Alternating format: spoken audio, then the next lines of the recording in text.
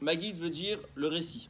On va raconter maintenant, c'est la partie la plus longue du Seder et la plus importante du Seder, puisque c'est une mitzvah de la Torah, où il y a écrit Vigatta lebincha, tu raconteras à ton fils. Donc l'objectif, c'est de raconter à nos enfants. Et donc qu'ils comprennent. Ce qui veut dire que de faire un récit de Pessah, aujourd'hui je parle pas à l'époque où il n'y avait pas de livre, etc. Faire un récit de Pessah, dans lequel nos enfants ne comprennent rien, est absurde.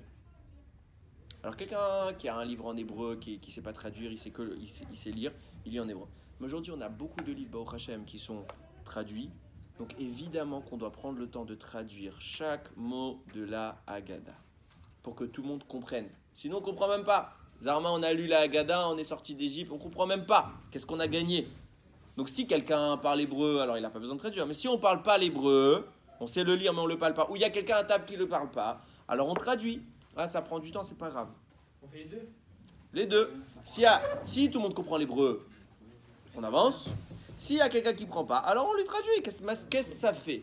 Si tout le monde comprend pas l'hébreu, on y prend en hébreu, on y comprend. Ouais, mais c'est l'arabe. Non, écoutez bien. L'hébreu est vital. Alors, si on a rien, on ne sait pas lire hébreu, on a le droit de lire, laisse-moi parler. On a le droit de lire en français. Ok? Mais si on sait lire l'hébreu est prioritaire. Donc on lira toujours en hébreu, au minimum. Maintenant, est-ce que ça suffit halakhiquement? Oui. Mais moralement, c'est minable. Tu viens pour raconter une histoire à quelqu'un qui ne comprend pas ce que tu lui dis. Ça a un sens? Ça a zéro sens. Donc on traduit. Et si ça embête quelqu'un, c'est pas grave. On traduit. Alors on va pas faire des problèmes avec nos parents, etc. pour ça. On comprend, papa. Moi, tu me racontes une histoire. Tu as la mitzvah de me raconter une histoire. Je piche pas un mot de ce que tu me dis. Quel intérêt? Alors papa, on traduit. Et si vraiment, c'est la guerre pour ça, on va pas rentrer dans des disputes avec le papa et la maman. Ils veulent pas, ils veulent faire vite, etc. Alors au moins vous, prenez une Haggadah en français. Vous avez deux options. Une excellente, une moyenne. L'excellente, c'est qu'avant le Seder de Pessah, vous la lisez, vous la comprenez. Comme ça, vous avez gagné. Et quand vos pères, il va lire, vous savez à peu près de quoi on parle, vous êtes quitte. Enfin, vous êtes quoi qu'il arrive, quitte. Mais vous avez bien agi.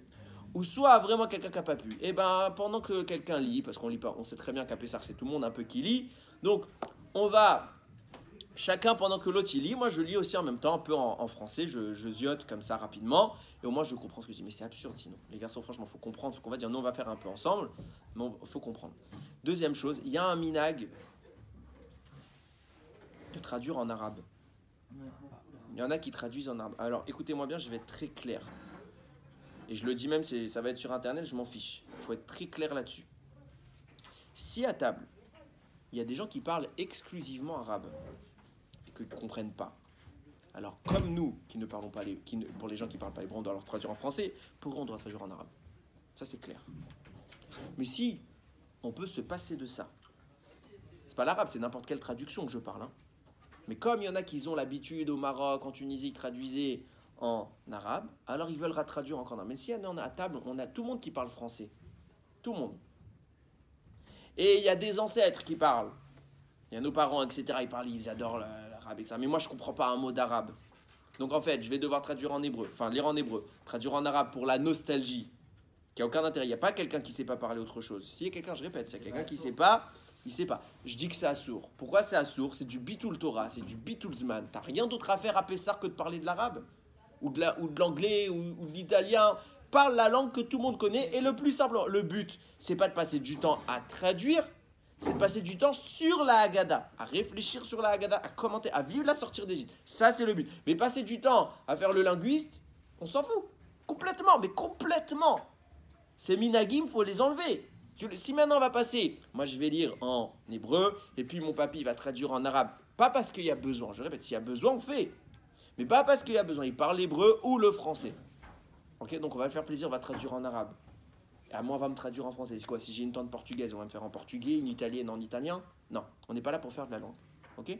On est là pour comprendre. Une fois qu'on a compris, shalom. Ok? Donc on ne traduit pas en 100 000 langues, on traduit dans les langues qui sont utiles.